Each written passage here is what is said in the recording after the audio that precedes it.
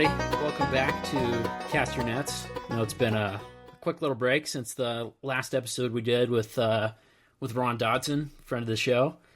And since then, just want to update the audience on some things we've been up to. There will be some more episodes coming out soon, including this one today. And just since the last one, I just wanted to let everyone know that I Am 1776 went ahead and published me. It's my first time publishing for anyone else other than myself. And it's an article called Tariff Men, which I wrote about William McKinley, Henry Clay, and sort of the history of the tariff and what role it's going to play in Donald Trump's administration. And obviously we've seen quite a bit of that in the news. The article came out before the April 2nd Liberation Day, which was a great naming convention from Trump. But yeah, if you're interested in sort of that history, then go ahead and check that out. It's on the Substack. And so with all that crap out of the way, I just wanted to introduce our guest today, Brian Wilson of Montana Classical College, who is an excellent online teacher of philosophy in particular, but covering a lot of other subjects. And one person I really love to talk to, I've been on his podcast, and he's been on the old Crux of the Matter pod. So of course, I had to have him on for this pod today. But Brian, how are you doing? Oh, I'm doing splendidly. How are you? Quite good. It's finally getting warm outside where I live. It's been a little cold and testy before, but doing good. So, you were obviously one of the first people that I wanted to have on, and you were very happy to come on. And I actually got the thumbnail of this video completely wrong. Thankfully, didn't post it, but I just absentmindedly put Book of Job because I've been reading Job. But today we're doing Jonah, and we're going to comment on some other things that we might see in the Book of Jonah and some relations to literature. But Brian, just the first question I always ask, like, why did you pick this subject? What is it about the Book of Jonah that interested you? Out of all the things you could have talked about from the Bible, like, why was it Jonah? Well, I'll admit that the initial reason for turning to Jonah was reading Herman Melville's Moby Dick, that Jonah is just everywhere throughout that book. So initially it was a kind of like attempt to sort of like understand some of the biblical sources from Melville. He also talks about like the Book of Kings, like the letter to the Corinthians and things along those lines. So I think, and I think there's probably plenty of implicit, biblical allusions and, things along those lines. But it seemed to me that the way that Melville was pointing to it was that you really learn a lot about the difference between merely human wisdom on one hand and sort of like taking guidance from God's like divine wisdom, like on the other hand. And that there's like a way in which like maybe in the span of just 4 chapters, that theme comes to light so starkly in Jonah. I guess in addition to teaching us a lot about repentance, in addition to that, and also that the 4th chapter of Jonah is so puzzling to me, and it's very unclear. And, hopefully we can try to unravel this, or at least make the attempt to sort of see, like, does Jonah ultimately learn something at the end? Like, is he edified? Is he going to like move forward in a faithful way? Or is he like going to be stung by the situation such that, he's like not faithful in the future? To me, it's a puzzle or a perplexity right now.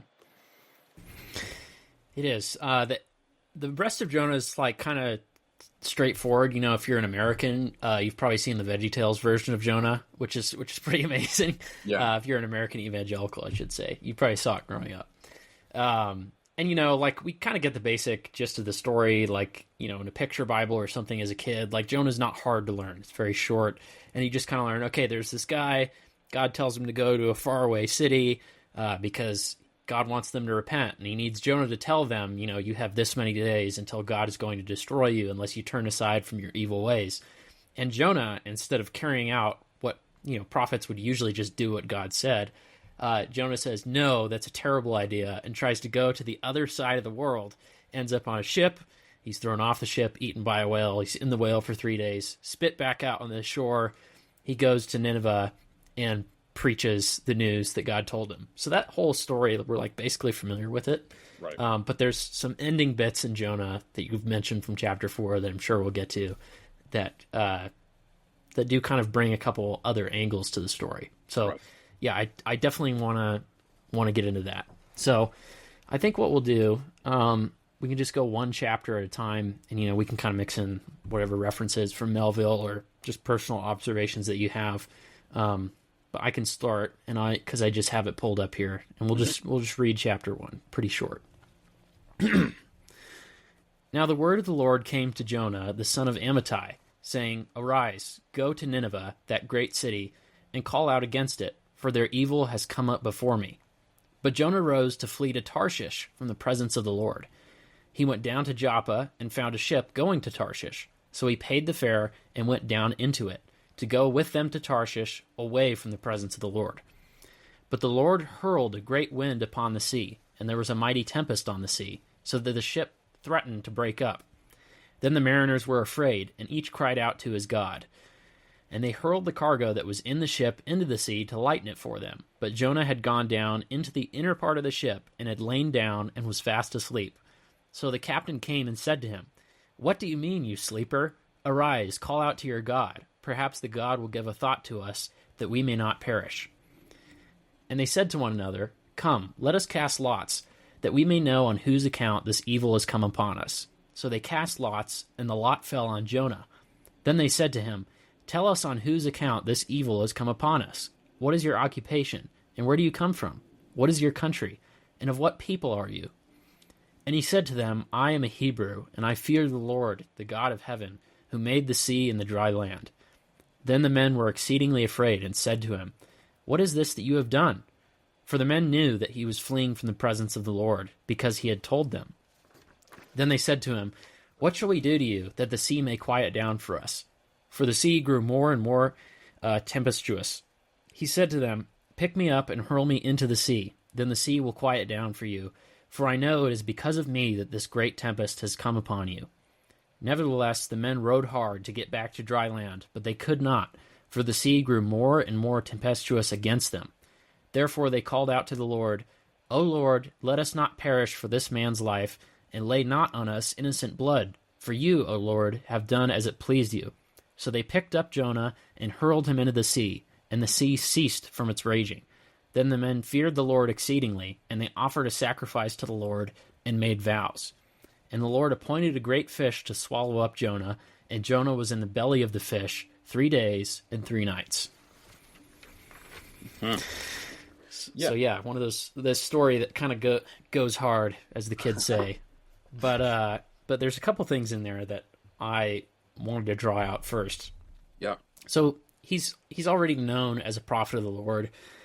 We don't really know a ton about him, what he did before this, and it's not really relevant to the story. But the role of a prophet in Israel was pretty much always to speak to the people, to their conscience, to try and draw them back to God when they had sinned, and in many cases, that we can find in other places, to commend a king or the people for acting in a way that was faithful toward God. That was always their role, and they were kind of outside. There is an actual structured presence of Israel. If you saw the last episode, we talked a lot about the difference between the king and the priesthood, and the king is always of the line of Judah. Israel, when he's on his deathbed, Jacob says to his children, "The scepter shall not depart from Judah." That's since the days of Egypt. That's how it's going to go. And the sons of Levi are the people who are the priests. The difference with prophets is that they can really come from anywhere, because the official structures that God had put in place for Israel, they could become corrupt, and it happened many times. And if you've read all the way through the Bible, you're obviously familiar with the many times that happened. But prophets could be literally anyone. They could be a king himself could technically be a prophet. The very first king of Israel, there's this saying, is Saul among the prophets? Because multiple times he had gotten mixed up in these prophetic celebrations to the Lord, where they were speaking in tongues and dancing and prophesying, and people were like, is Saul one of the prophets? David is kind of a prophet because he writes all of the Psalms, and he prophetically predicts a lot of the things that will happen to Jesus by writing about himself and what had happened to him.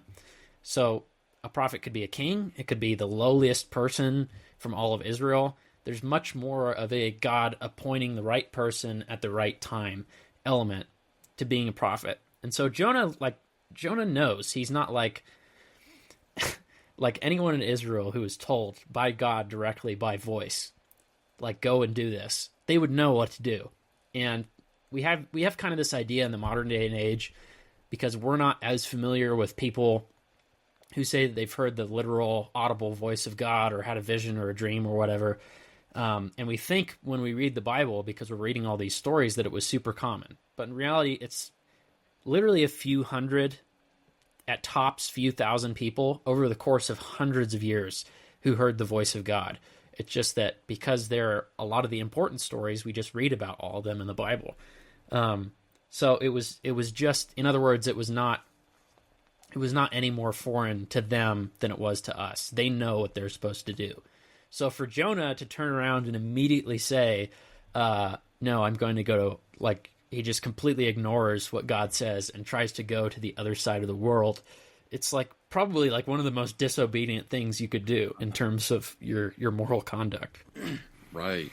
Yeah. So it's almost like the question that kind of emerges out of what you're saying is something like what does Jonah have to like assume is true in order to do what he does? Or what does he have to presuppose about the characteristics of God? And it seems like in a way, by choosing to go as far as he can, it's not like he just remains where he is. He could have just like stayed at home and be like, I'm not going to do what God said because I don't want to for whatever reason. But he must think that there's like limits on God's power in a way. And I wonder if that's that the text itself, in the way that God presents his words to Jonah, he says, arise, go to Nineveh, that great city, and cry against it, for their wickedness is come up before me. And so I don't know Hebrew, so maybe I'm putting too much pressure on the English translation, but it seems to me that it's almost as if God has said, like, now I perceive the evil. And that maybe if Jonah hears it that way, he's like, okay, so maybe you didn't perceive it before. Maybe you can't perceive me if I can get to the other side of the world. Because as you stressed, by going to the other side of the world, it seems like there's a way in which he's like, maybe I could get far enough away. Maybe God's not everywhere. Maybe there's like a limited radius. Like, he's really powerful. He can see a lot, but I can take advantage of like this possible blind spot or a possible limitation. So I wonder if he's doesn't fully believe in the power of God or something like that. Does that seem persuasive? Yeah, I think a lot of the time in the biblical narrative, especially in the Old Testament, we see people who are like aware of who God is, and I should say this, they're aware of things about God. They don't actually like know God very well. And so when you look at, Israel, most of the time, the sins that they're engaging in are not sins of saying, I don't believe in God. Like, how many times is the phrase, I don't believe in God, in the Bible? It's not there. And the reason it's pretty much not there is because it's kind of taken as a baseline among the ancient world. But the real sin which Israel keeps engaging in is not, oh, I don't believe in God. It's trying to worship God and tons of other little gods. That's the thing that they continually stumble into, especially the nation of Israel. Mm-hmm. And so, what's kind of funny seeing here in the chapter, trying to make God coexist with lots of little g gods. It says they all went and prayed to their individual gods. It's presumably it's like a ragtag group of people. It's not like an official Scythian ship or something. It's not like all people of one nation, because they don't even seem to know a ton about each other or about Jonah, which is why they're pestering him with all these questions like, who are you? Where are you from? What's your nation? What's your country? What people are you? And then he has to explain to them, like, I'm a Hebrew. I fear the Lord, the God of heaven, who made the sea and the dry land. So there is kind of like this, he does know who God is supposed to be. Mm-hmm. He's just very clearly not aware of the full extent of God's power. It's kind of, there's a futility in trying to run away from God. Mm-hmm. Right. And I honestly think he might be aware of that, and he might be doing it anyway, because we do that as Christians. We think that we can get away with something. We think that we can eschew good moral conduct. We think that we can get away with certain things, and it never really works out. We always think we're going to get away with something, and it's really not. Yeah, and part of what's like additionally striking about him trying to kind of like get away with it is that he's willing to like make great sacrifices to get away with it. I mean, that is to say, he's like willing to pick up his entire life, completely abandon his home, and go to the other side of the world where he's not going to know anybody, maybe not speak the language. So in other words, it's like that to him is a better life than facing up to what it is that God has asked him to do. That somehow that strikes him as like way more odious. So in other words, he must think it's like what has been asked of him must be kind of terrifying to him. And I don't know. I mean, I guess there could be different reasons for that. And chapter 4 kind of like outlines maybe the core reason. But if we're just like letting the text like unfold like one chapter at a time, I mean, could he, like it said that it's a great city on one hand. So, I mean, and that's kind of stressed throughout the text. So maybe the idea of going to like a city where there's like 120,000 people or something and telling all of them that they're wicked is a kind of terrifying thing to do.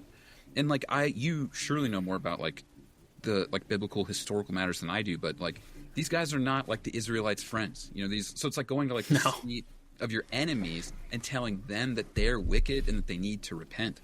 So you can see that it is also a very difficult thing that he's been asked to do. So as much as it's never praiseworthy or that it's always like shameful not to do what God asks one to do, you can see that it is also like a terrifying task that maybe you don't, it's like hard to see that immediately insofar as like the Bible can be kind of terse sometimes, that if you really put yourself in Jonah's shoes, it is a difficult thing that he's been asked to do. He has. What's funny is if we go to other people who kind of get the moment where God comes down and commands them to do something. Let's say we go to like Moses in the burning bush. You know, Moses has already kind of left behind his entire life and, you know, he's just raising sheep or whatever. And he stumbles upon the burning bush and God like says, I've seen the suffering of my people. I know what's happening in Egypt. Go to Pharaoh and tell him, let my people go. And Moses doesn't like immediately run away from what God tells him to do. He's just like, oh, well, I'm not the right guy, you know, like they wouldn't even consider me one of their own. And God says, go anyway. And he's like, well, I'm not like a good speaker or whatever. You know, why don't you send my brother Aaron? My brother Aaron would be way better. And God like gets mad at that part and it's like tells him like who. It's in the text, it's with exclamation point, so I'm just assuming. Might depend on your translation. But it's like who's the one who puts the tongue in man's mouth? Who made him walk? You know, who gave him the breath of life so that he could move around and be a living creature? I did. Now go. And Moses does eventually go. And part of the story that's shown throughout the whole Exodus is sort of Moses becoming a more courageous character, because kind of his biggest character flaw, if you're reading, is his cowardice. So that's like one example. So like kind of helping Moses overcome like his trying to reject his duty, you know, trying to run away from any problem that confronts him. That's like a important subtext in the Old Testament. Then you could go to someone in the age of the Judges, which is like, okay, Israel has like kind of conquered some people in the promised land, but they didn't finish the job. They didn't drive out the peoples like God told them to. They intermarried and lots of other things. So among the many judges, you have Gideon, and Gideon is like from literally the lowest down, least important house in all of Israel, and he's the lowest and least important within the house. So he is, by rank, if you think about it, he's the least important son of Israel on the entire planet. And he, you know, God comes to him and says, you know, I'm going to free my people from the Midianites, I believe, at the time. And Gideon is like, well, I don't know if it's you, so can you do these tricks for me? And essentially, God actually does go along with it and shows him these miracles. And there's quite a few of them throughout that story. And eventually, like, Gideon learns, okay, God actually is who he says he is, and then goes out and conquers the Midianites, and Israel is free again. And so those are kind of like different responses to God calling us. Jonah, what's interesting, if you go all the way back to the first verse, says the word of the Lord came to him, which is like a very traditional way to say that God had inspired or spoken to or given a dream or a vision to whatever prophet. And then it says, okay, go to Nineveh, the great city, call out against it, for their evil or wickedness has come up before me. And then it immediately says, but Jonah rose to flee to Tarshish from the presence of the Lord. Usually there's some quotational exchange. Usually there's some kind of like, oh, you know, okay, I'll do that. Or, you know, I have all these reservations, God, I don't know about this. He just runs. Like, he doesn't even, there's no answer. Maybe he did in the moment, but for whatever reason, like, we're not given this exchange that exists in other stories, like with Moses and with Gideon, which is very interesting to me. Like he's just ignoring it. He's leaving God on red or something. It's kind of a silly thing to do. But anything else you want to say about chapter 1 before we Yeah, maybe I could just go add next? a couple things that like Melville adds in his kind of retelling of it. So in Yeah. Moby Dick in chapter 9, there's this kind of chapel that almost every sailor goes to before they set out on their journey. Because if you're going on a whaling vessel, you go for like approximately 3 years, and you might not see or like step onto land during that time. And so you also won't be in a church during that period of time. So it seems like even the most, craven or vulgar of the sailors still thinks, you know what, I'm better off at least going to church like one time before I go, regardless of like whether I would have gone before then or something like that. And so there's this priest, Father Mapple, who gives a sermon, and he kind of like runs over like chapters 1 to 2 of Jonah, but he like elaborates and adds a lot of extra detail. So maybe I could just bring out just 2 of the details that he adds. So when in the Bible it says he paid the fare thereof, Father Mapple kind of imagines the captain looking at Jonah and seeing like that there's like all these outward signs of his like inward sinful state that he's kind of like skulking around. And so Jonah asks, like, when is the boat going to leave? And the captain said, the boat will leave, how does he put it? Like, like in time that like an honest man would be fine with when the boat's going to leave. In other words, like the criminal's in a hurry, an honest man can take his time. And then the captain charges him 3 times what the ordinary price is. Sort of assuming that there's some kind of like criminal desperation within Jonah. And so Jonah like gladly in this version of it like pays up immediately, and the captain kind of confirms, that there's something wrong. And so it's kind of like a psychological interpretation of Jonah, really like imagining what it would be like for the man who believes in God, who's been spoken to by God, and who runs from God immediately. That there's something that he knows in every fiber of his being that he's done something wrong, but he's like still perpetually like moving, forward like in that direction. So I think those are kind of like the little interpretive add-ons that like Melville makes. That's a kind of interesting attempt to sort of like try to understand Jonah from the inside or inside his mind. Yeah, that's interesting to me, because obviously the Bible doesn't have to go into, it's not written like a novel for the most part, and there's not like, there's this and this and this and this, and it was like, it's all like, maybe in real life it would be 30 minutes and describing every single thing in detail. That happens a lot in novels. That doesn't really happen in the Bible, so it's kind of interesting. You did mention Nineveh is a great city, and I want to say great cities in the Bible that are mentioned. Rome is mentioned. It's never called a great city in the Bible, which is interesting. Mm-hmm.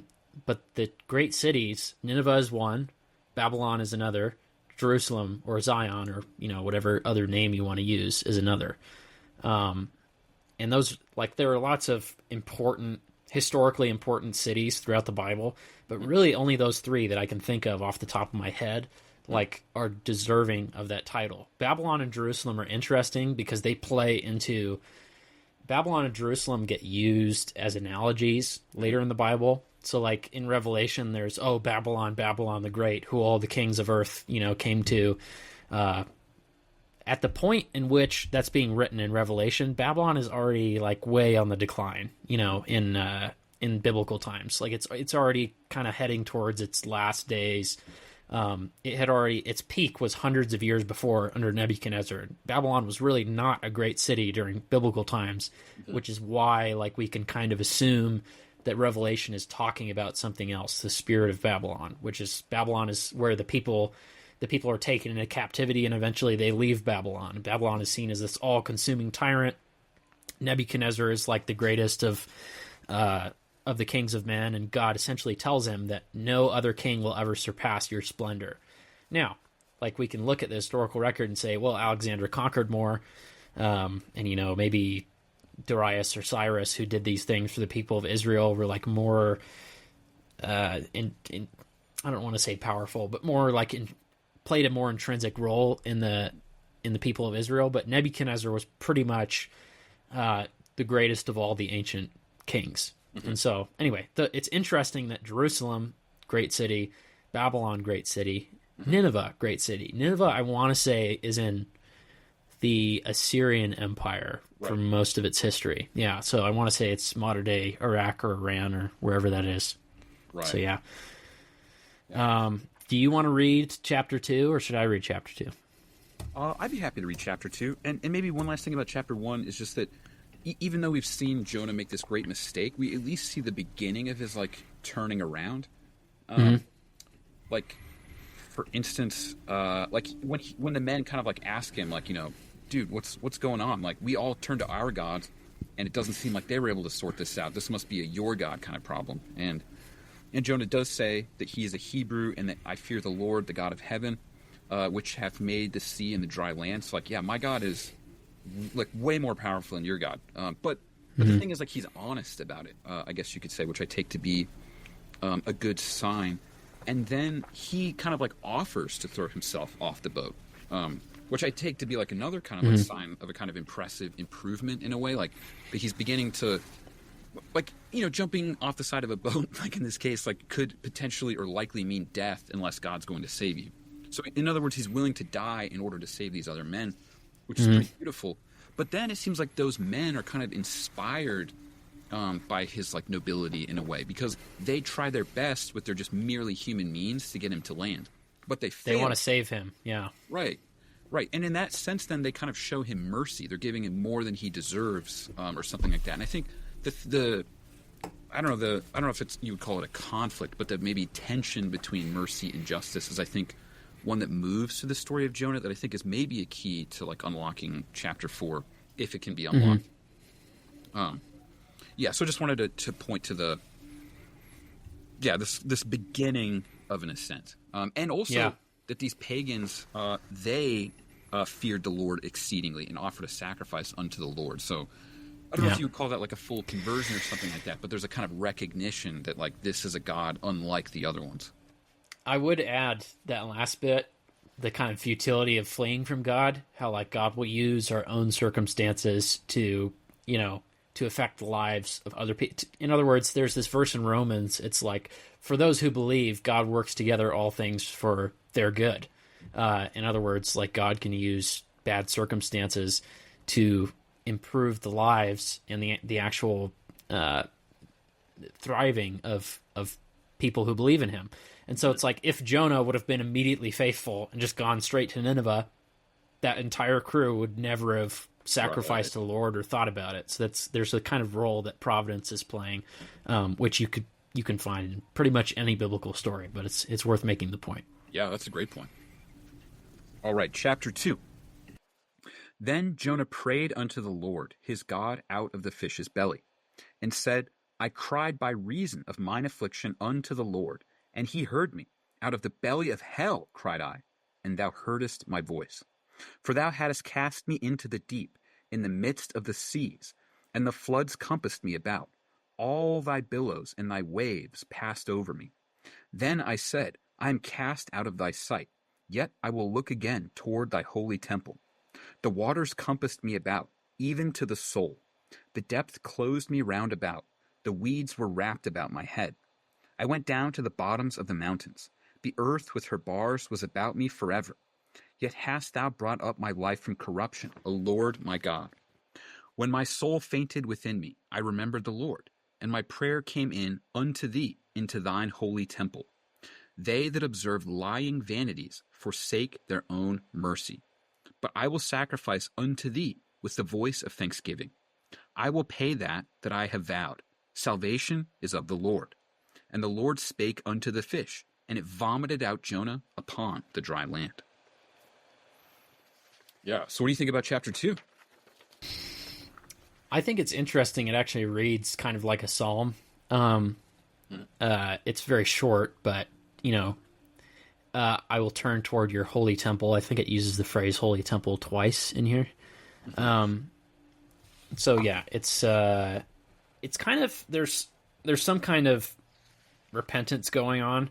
But it's also like God is the one delivering me from my own circumstances. The phrase as it reads in my translation, I just use ESV.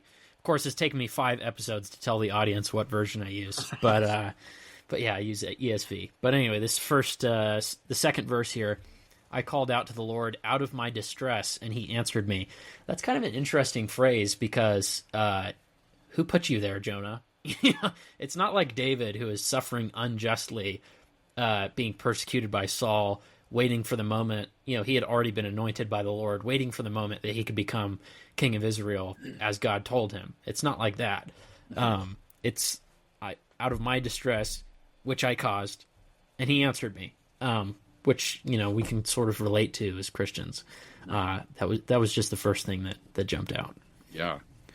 Yeah, and that it's like when it says like out of the belly of hell cried I. In like Melville's version of the story, like when Jonah goes to sleep, which I guess is technically in the first chapter, in Melville's retelling of it, the room feels to him like very, very small. Like he feels like the ceiling is just like right upon him. And I don't know, I wonder if like part of what Melville would be suggesting is that somehow Jonah is like already in the belly of the whale, like in a certain sense, like when he started to run away from God. And I don't know if this is like being too metaphorical or too like psychological or something like that, but that somehow you thrust yourself into a kind of approximation of hell, or the closest approximation available to us on earth, by sort of turning away from God and trying to run away from him. That it's like, and it's this kind of like tragic problem, or like, well, just a big problem that you have to hide what can't be hidden from the person who you can't hide from. So it's like an impossible task that you're trying to do anyway. So it's like a infernal kind of like Sisyphean task in some sense. Like there's this image in a later part of Melville, like in Moby Dick, where there's these like sharks whose stomachs have been ripped out of them. So their guts kind of fall out of them, and they eat their own guts to only have them fall back out of them. I mean, that's just kind of maybe the most infernal image that I can think of in a certain sense. But I don't know, just that. So you're trying to hide from God when your greatest fulfillment would be to be with him. And then also you have to hide yourself from like other human beings. So like even from the standpoint of like merely human concerns, you're always having to conceal this like greater part of yourself from everybody else. So I don't know, I guess that's just like a Melvillian like way into thinking about it. Like, what does it mean for us to be in the belly of the whale? And then how do you get out? And you pointed that way, is that like, you have to turn towards the temple. There has to be a way in which you come to see that you can't do it on your own. That's impossible, and that trying to do it all on your own is what got you into the belly in the first place. Yeah, the temple is the place where sins were absolved for the longest time in Israel. Before the temple exists, you have the tabernacle that they're traveling with, but before that, people would just sacrifice to God individually. And upon the building of the temple, which Solomon does, it says, I can't remember the phrase, but I think the Bible says it was in David's heart or in his mind to do, that David wanted to do this. And God said, because you're a man of blood, because of all these things that, you've done, I'm not going, to let you be the one to build the temple, because David was a warrior and had killed, thousands of people. Mm-hmm. But he says, but your son will build me a temple. And that's sort of like that whole part in 1 Kings, 2 Kings, 1 Samuel, 2 Samuel is super interesting, because there's kind of two different versions of the story.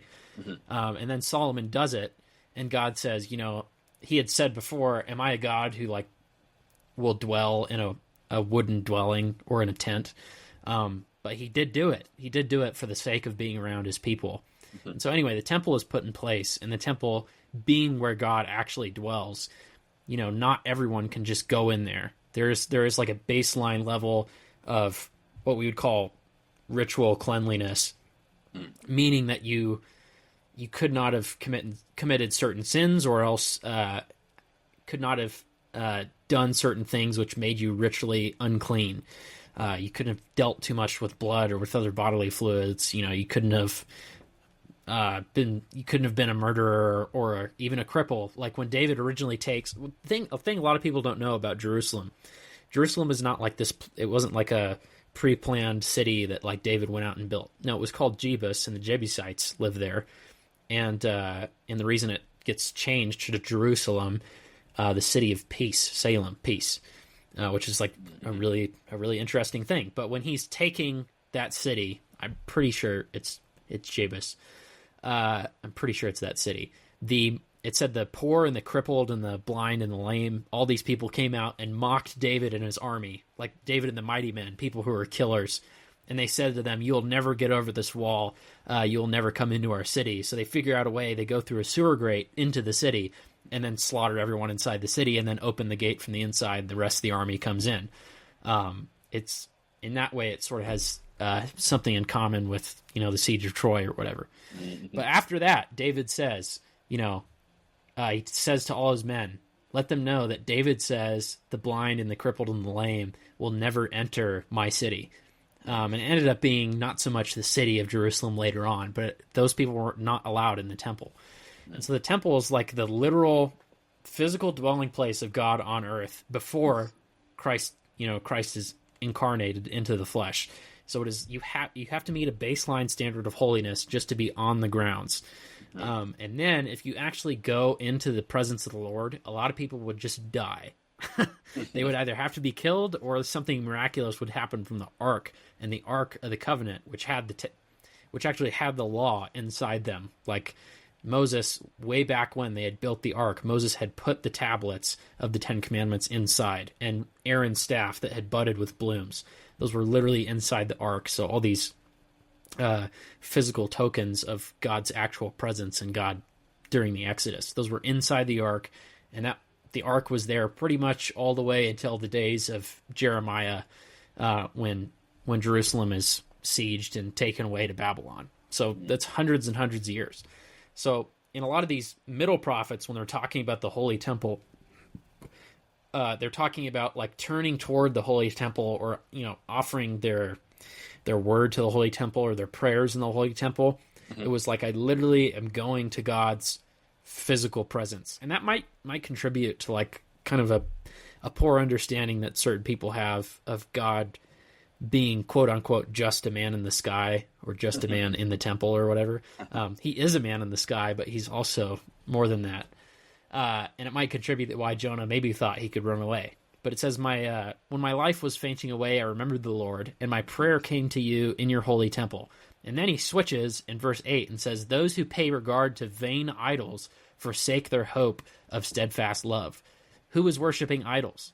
The people he was just with on the boat like 2 seconds ago, before he had to jump in. So I don't know. Maybe I'll read my verse 8, and then you can reread yours. Because verses 7 and 8 was pretty helpful. So when my soul fainted within me, I remembered the Lord, and my prayer came in unto thee into thine holy temple. They that observe lying vanities forsake their own mercy. And yours says, when my life was fainting away, I remembered the Lord, and my prayer came to you into your holy temple. Those who pay regard to vain idols forsake their hope of steadfast love. That's kind of interesting. I just know that the ESV, this word vain in Hebrew, I think it's the same word. I'm fairly certain it's the same word that Solomon uses in Ecclesiastes when he said, life is but a vapor or a wisp. All is vanity. Woe, woe, woe, says the preacher, all is vanity. So I think it's the same word there. And idols. What was the word yours used instead? It just says observe lying vanities. Yeah, observe lying vanities. Pay regard to vain idols. Yeah, the thing about the word idol in the Bible, this is really funny. Pretty sure there's a few different uses of it, especially if you compare, there's 2 languages in the Bible. But there's literally the physical idol. One thing that is really funny about idols is that they're supposed to mimic, ancient people didn't just decide, I'm going to cut something out of a rock and worship it as God. Like if you actually have that, Richard Dawkins' atheist view of like ancient people's religions, you have to like think a little harder, because the reality is that they were just as competent and knowledgeable as us, or more. Not like cave dwelling people who like beat women over the head with a rock and like dragged them into their cave or whatever. So the word idol in the Bible, an idol was literally something, it could be stone, metal, wood, whatever, where a deity would physically come and indwell it. It would a deity who existed in a space outside of human physical matter, something that we can see and interact with. the belief in most ancient cultures was that a deity would dwell inside the idol while a sacrifice was being made. And obviously it depends on which kind of idol and which religion you're talking about, but like generally speaking, this is what they believed.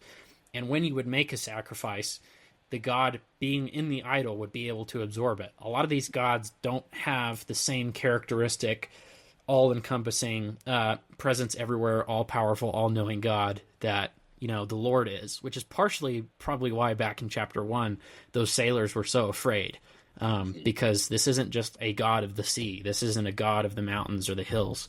And other peoples, when they interact with Israel, also make this mistake. The Philistines say, oh, their God is a God of the hills, and our God is a God of the valleys. So if we fight the Israelites in the valley, we'll win, because our God is stronger in the valley. And God hears that and gets angry and says, because they have said that, even though you, the king of Israel, even though you are not a righteous person, even though you're bad, just to show them, I'm going to give them into your hands and you'll have victory. So in other words, because, they disrespected me, because they didn't understand that I am not a God of just the hills. I'm a God of the hills and the valleys. I'm the God of everything. Because they didn't understand that, I'm going to punish them. So anyway, coming back to this word idol, there's the literal physical idol, which is like idol worship, which is how a lot of ancient religions functioned. Then there is idolatry, which is going after things, putting your trust in things that are not God.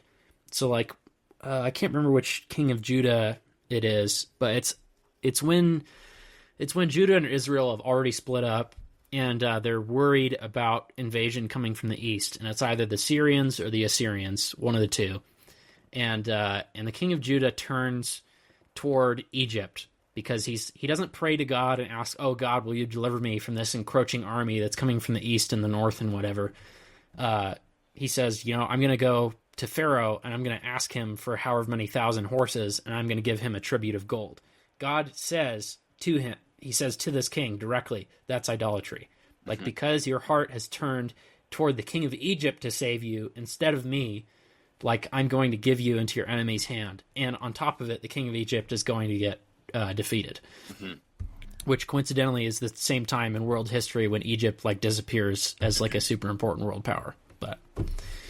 Right, man. Yeah, there's a lot to say about this, and I guess I like that you're like the way that your version translates it, like, better, because then I wonder if, like, from the standpoint of the Bible, that maybe, and maybe I could be wrong, and maybe this is like from too much like of an emphasis on like reading like philosophy or things like that, but just that maybe the ultimate idol would be the attempt to rely on unassisted human reason. That there's like a way in which like every time the characters try to do something like unassisted, it like absolutely fails. Like trying to like paddle the boat, trying to like get your boat to go as far away from God that, and I'm not proposing something like Jonah is like an esoteric like philosopher or something like that. Like nothing like crazy like that. Just that there's a way in which just trying to rely on unaided human reason from the biblical standpoint would be like the greatest mistake that you could possibly make in a way. Yeah, they're doing logic. The greatest idol. Yeah, they're doing logical things back in chapter 1. They're like, okay, we need to get to shore and get out of this. We need to get out of the storm because we're not going to be able to like survive this storm. So they do the logical thing and they try to paddle to shore and it doesn't work. And it's not so much that like reason is an idol. It's more like it doesn't matter how reasonable or truthful or virtuous or brave or whatever, pick a positive word there and throw it in. It doesn't matter how X you are. If you're in rebellion to God, like it won't work. And like there's sort of the inevitability that's showing up in this story, that God is going to get what he wants.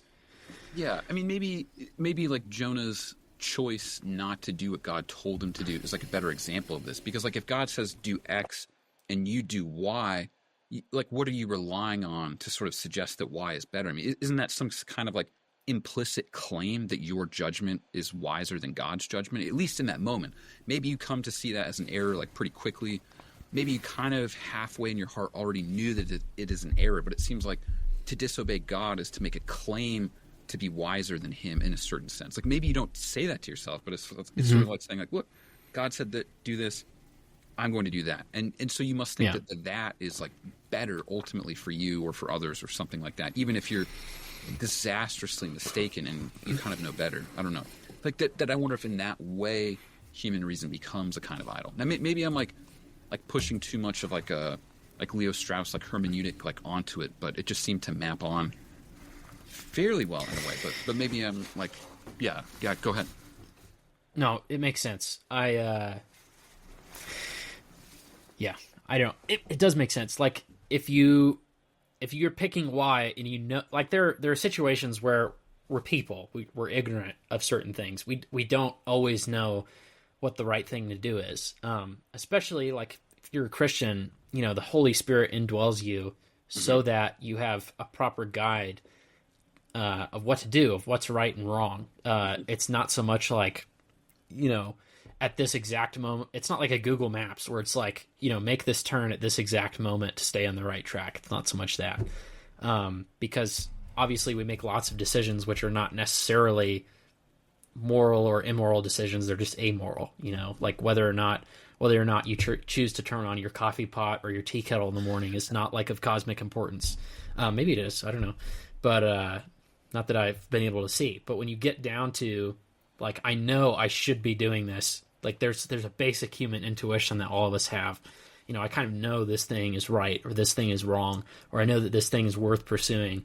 And if I don't pursue it, like, I'm a coward. You know, there are all these. We kind of have these moments in which we have time to make a decision. It's not like a split-second reaction. And when we have time to make a decision, and we know, like, everything in us is pulling one way, and something else is pulling another, you know, we're just going to trust our basic, you know, baseline intuition first. But yeah, there is a way that becomes idolatry. Yeah, like somehow, and maybe, I know there's like so many people who have interpreted like, you know, Genesis in a way, so it's kind of like fall. So anyway, I don't know. I'm sure like many people have said this, and many people have also refuted this, but it seems like somehow like eating from like the apple of the knowledge of like good and evil, like I don't know, could be some kind of like pointer towards something like philosophy or unassisted human reason, that like God's given this like just this one, you know, kind of like simple command, like don't eat that. It's like, well, but I don't know, like it's in other words like that I could attain knowledge of good and evil without God, as opposed to seeing that God's revelation to us is the knowledge of good and evil that like we can have, like that is knowledge of good and evil, and that trying to attain it like on our own, as opposed to like opening ourselves up to like sort of coordinating our will with his, like that would be the closest that you get to like knowledge of like good and evil, as opposed to sort of saying like I can like figure these things out on my own. And I think you're right that like, and I'm not trying to say like yeah, like with the coffee pot that you need to like, how would God want me to like touch the coffee pot? It'd be more like just an antecedent decision of like, is drinking coffee compatible ultimately with like, you know, conforming my will with God's? Yeah, I don't think there's any conflict. I don't think that it will stop me from doing that. And so maybe that would be the closest that you get to like having a cosmic interpretation of like your coffee pot. Yeah, I don't know. I find coffee to be of cosmic importance, but yes. But yeah, I think we'll draw. There's so much to be said there, and that can honestly be its own own podcast or own book, honestly, of whether reason is the original sin. But I've heard that argument before, and it's sort of an interesting one. But I think what we'll do is I'll read chapter 3, and then you know we can have a quick discussion, and then get to 4, which is really the meat of where we want to go. So then the word of the Lord came to Jonah the second time, saying, "Arise, go to Nineveh, that great city, and call out against it the message that I tell you." So Jonah arose and went to Nineveh according to the word of the Lord. Now Nineveh was an exceedingly great city, 3 days' journey in breadth. And Jonah began to go into the city, going a day's journey. And he called out, "Yet 40 days, and Nineveh shall be overthrown." And the people of Nineveh believed God. They called for a fast and put on sackcloth, from the greatest of them to the least of them. The word reached the king of Nineveh, and he arose from his throne, removed his robe, covered himself with sackcloth, and sat in ashes. And he issued a proclamation and published through Nineveh, by the decree of the king and his nobles. Let neither man nor beast, herd nor flock, taste anything. Let them not feed or drink water, but let man and beast be covered with sackcloth, and let them call out mightily to God. Let everyone turn from his evil way and from the violence that is in his hands. Who knows? God may turn and relent and turn from his fierce anger so that we may not perish. When God saw what they did, how they turned from their evil way, God relented of the disaster that he had said he would do to them, and he did not do it.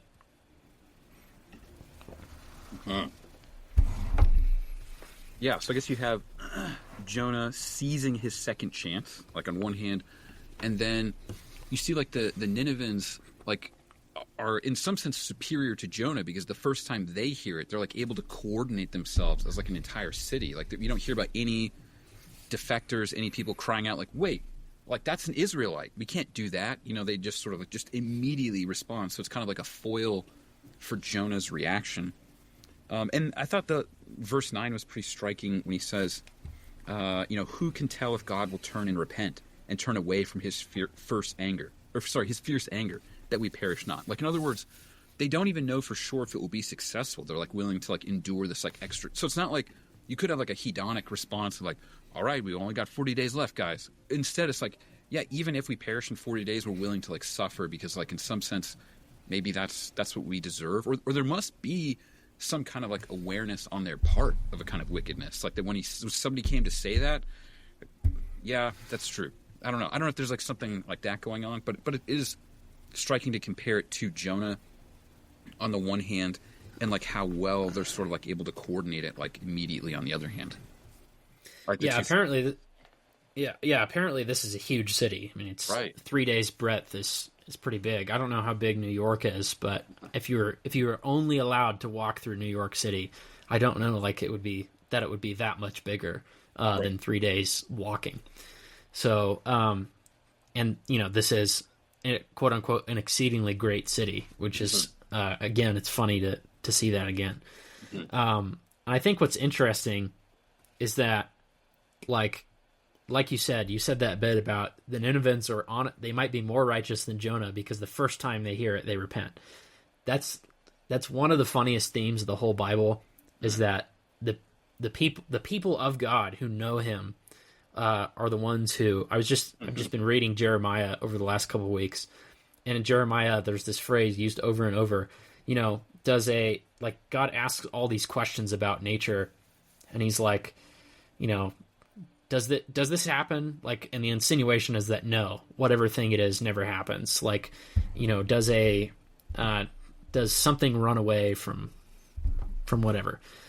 He lists all these different ways in which, you know, they're sort of he's listing examples of covenantal relationships where, you know, animals don't run away from their masters or whatever, and you know, people don't run away from each other in certain ways, and he lists them all.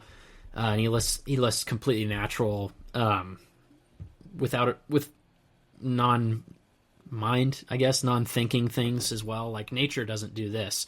You know, when God tells the snow to go and fall or whatever, the snow falls. So he lists all these things over and over again throughout the book of Jeremiah. And he says, but my people have fallen into perpetual backsliding. And like, in other words, like they know him. He uses the word, he calls Israel his bride, which is like another funny parallel to the New Testament where Jesus and the church are husband and bride. And he's like, but you know, you have gone and whored among the peoples. Like he uses that word for Judah and Israel because you have gone with all these other gods. He's like, did the other people, did the Philistines change their God? No, that didn't happen. The Philistines have worshipped the same God that they always have. So why is it that you have turned away from me? And so it's kind of like a pretty stunning condemnation of God's people. And Jeremiah knows, like when he's originally called, I think he's a prophet under 3 different kings or 2 different kings. So he's called as a young man when he's initially called to like be a prophet of God. And God tells him like early on, like, I will cast my people off into a faraway land and I will not relent. So he tells Jeremiah, like, this is how it's going to be. And Jeremiah, for the next couple decades of his life under multiple kings, has to like continually call to the people and tell them like judgment is coming. God is going to bring Babylon. He's going to carry you away. He's going to destroy your kingdom. He's going to destroy the temple. Like, he tells them over and over, like, this is what's going to happen. And Jeremiah, in order to be faithful, has to sit there and deal with the fact that he knows throughout his entire life that everything that's around him will one day be completely destroyed. And Jeremiah is faithful in proclaiming that, even though he's despairing over his own people and the destruction that will happen.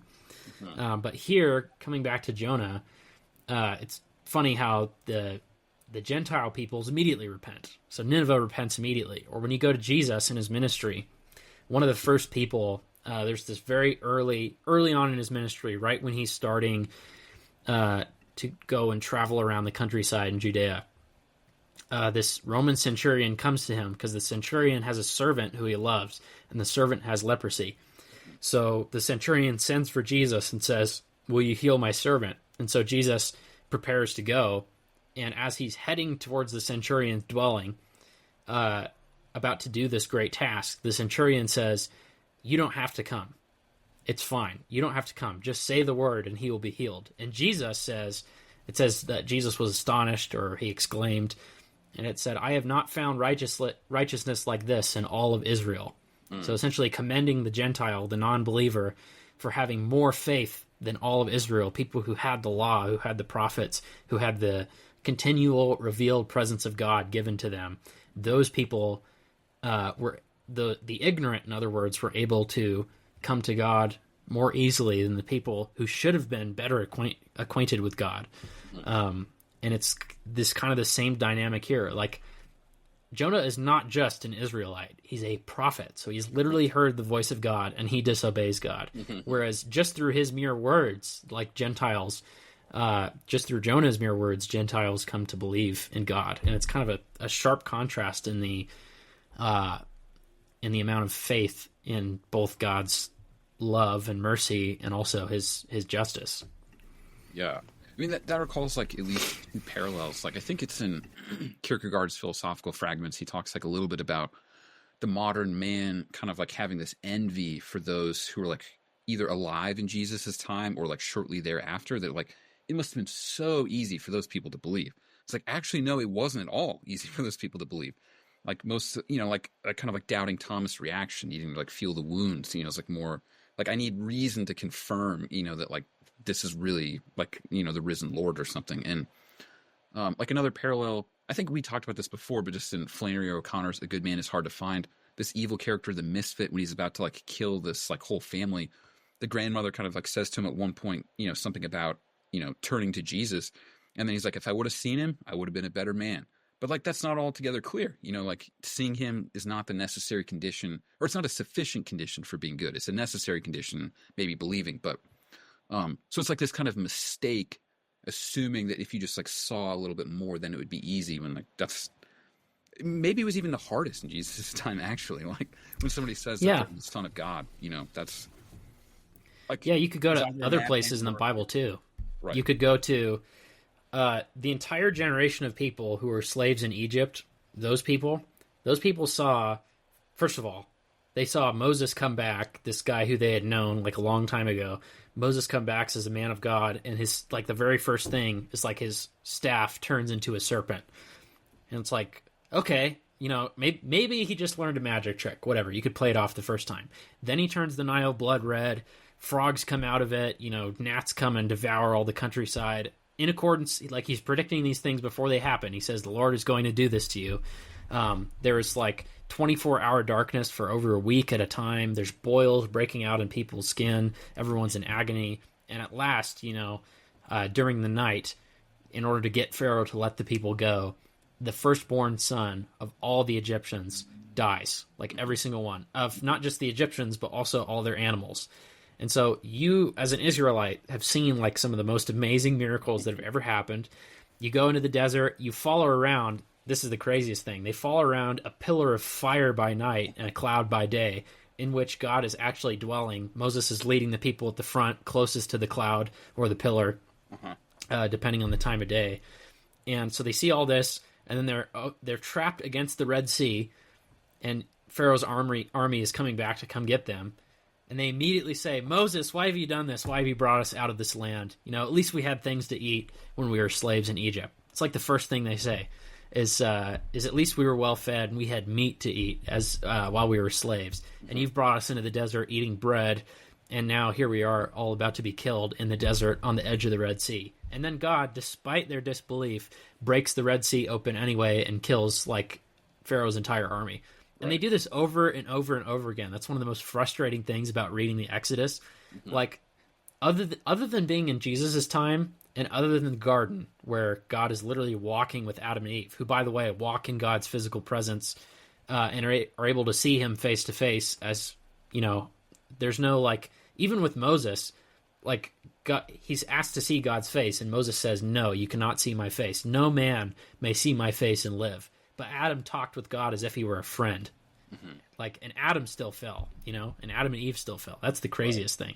Right. Is like, and we could just go, Satan, who is like the enemy of like all that is good. You could call him God's greatest enemy as if he could do anything against God, but he's probably humanity's greatest enemy. You could say sin, Satan, and the spirit of the age are the three that I always use. But Satan, who is, one of the greatest among all of God's angels, Satan was literally in God's presence and got to hear the holy music of God in heaven, not just on earth. Mm-hmm. And Satan falls. And Satan has never recovered. Satan is actually, like, not even offered repentance in the same way that we are. It's almost like there's this phrase in the Bible, in the New Testament, when it might be John, might be someone else, who's explaining to the church, not many of you should become teachers, my brothers, because teachers will be judged more harshly. That's kind of a cryptic phrase. In other words, your ignorance protects you from certain great consequences, even though you're also missing out on maybe the fullest experiences of a healthy spiritual life. Not many of you should become teachers. If it's also the case that someone like Satan or Adam or the people, the Israelites following God in literally a pillar of fire through the wilderness, if those people can fall and they're actually exposed to God's fullest presence, it's like almost like you already know what it is that I told you. There's no like, it's not even like us, where as Christians, occasionally we might, and it's wonderful, and I've had this happen before, where you've had like almost an audible voice or something extremely clear come through to you, and that's like a once-in-a-lifetime experience. But most of the time it's intuition and nudgings and just a quiet voice like, hey, maybe I shouldn't do that. Maybe I should do this. And that's all we have, even though we literally have the Spirit dwelling inside us. That's not the same as literally seeing God's revealed presence in all of his glory and like still deciding to do the opposite of what that guy says. That's the insanity of it. Right. And that's kind of it's a subtle theme you can find throughout the whole Bible. Yeah. There was like I don't know. I know this guy who writes poems that are surprisingly good, almost like the best I've ever read by anybody who's like alive writing poetry, because it seems like it's a form that's pretty hard to rehabilitate in a kind of like serious way. But he had this line that said, Lucifer was the greatest of all the angels and he fell. What chance had we? So anyway, that's just like another way to kind of like summarize to some extent. But we do have a chance. That's the funny thing. So. Right. Yes. Well, yeah, so, and it's a question mark. What chance have we? So it's not like a fully closed line, but it does show that it's difficult. Should we read chapter 4? Yeah, let's go for it. You want it? Yes. Okay. But it displeased Jonah exceedingly, and he was very angry. And he prayed unto the Lord and said, I pray thee, O Lord, was not this my saying when I was yet in my country? Therefore I fled before unto Tarshish, for I knew that thou art a gracious God and merciful, slow to anger and of great kindness, and repentest thee of the evil. Therefore now, O Lord, take, I beseech thee, my life from me, for it is better for me to die than to live. Then said the Lord, Doest thou well to be angry? So Jonah went out of the city, and sat on the east side of the city, and there made a booth, and sat under it in the shadow, till he might see what would become of the city. And the Lord God prepared a gourd, and made it come up over Jonah, that it might be a shadow over his head, to deliver him from his grief. So Jonah was exceedingly glad of the gourd. But God prepared a worm when the morning rose the next day, and it smote the gourd that it withered. And it came to pass, when the sun did arise, that God prepared a vehement east wind, and the sun beat upon the head of Jonah, that he fainted, and wished in himself to die, and said, It is better for me to die than to live. And God said to Jonah, Doest thou well to be angry for the gourd? And he said, I do well to be angry, even unto death. Then said the Lord, Thou hast had pity on the gourd, for which thou hast not labored, neither madest it grow, which came up in a night, and perished in a night. And should I not spare Nineveh, that great city, wherein are more than 60,000 persons, that cannot discern between their right hand and their left hand, and also much cattle? Wow.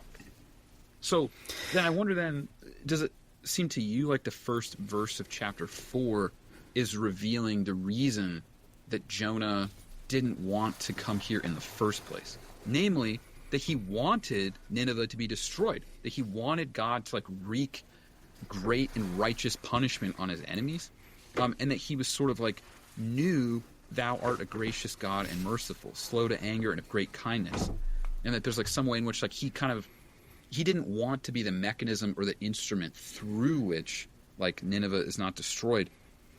And yeah, so that's what he wanted. And maybe as he sits on the outskirts of the city, he's kind of like hopeful, like maybe they'll screw up again, and I can like really watch like, you know, pillars of salt, you know, like destroy this like city or something like that. I don't know. Does that seem right to you? I do. I do think it's revealing his original reasoning, mainly because it makes the story read nicely that way. But it displeased Jonah exceedingly, and he was angry. And it's kind of like, it's funny because I mentioned in the beginning how like we didn't even see him respond to God initially. Like when God said, you know, the word of the Lord came to him, go tell Nineveh, that great city, that I'm bringing judgment on them unless they repent. And so now it's like Jonah opens up, and it's not like chapter 2 where he's in the belly of the whale and he cries out to God in a prayer and God releases him from the fish or the whale. But we never get like God's response is essentially the whale throwing up or the fish throwing up. Like God doesn't say anything audibly. But this is interesting because now they're talking to each other as you would expect in other parts of the Bible where a prophet is talking to God. And it's almost like an argument. Like now that they're done saving the city, like Jonah goes outside the city and he's like, God, I knew this was going to happen. Like I didn't want this to happen. This is stupid. And now he's like, kill me now. Like I would rather die than see the city do well, essentially. Mm-hmm. And God says, do you do well to be angry? Like just kind of letting him have his temper tantrum. And then he goes outside in the plant, the gourd. This is one of the funniest episodes because it's kind of one of those, there's a couple times where God will do this thing where within the biblical story, there's another story being told. So like when David, after he kills Uriah, and by having him killed in battle and sleeps with his wife Bathsheba, like this is David, the man after God's own heart, who does this. Like a prophet, I can't remember if it's Nathan. I want to say it's the prophet Nathan comes to David and tells him there was a rich man who had all these sheep, like hundreds of sheep, sheep like you've never seen. But he has all these sheep, and he has a guest come and decides, you know what, I don't want to kill one of my own sheep. So he goes to a poor man who has only one sheep, who has treated that animal,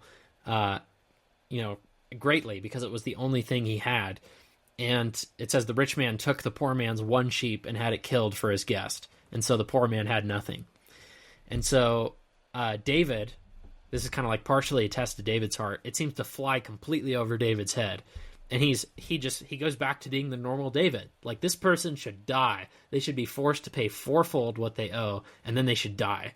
So he's like in a holy rage, essentially, which is like kind of confirming that he is the man after God's own heart, that he does care about justice. And then Nathan says, you are the man. And I can't imagine like being David in the moment where you're just like, oh, like you just immediately like have all the air let out of you. Right. And David knows, oh, that was me, because Uriah never had anything.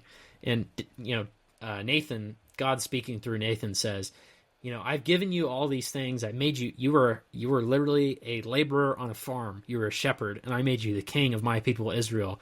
And he's like, were this not enough, I would have given you more if you had but asked, which is like another crazy thing to say.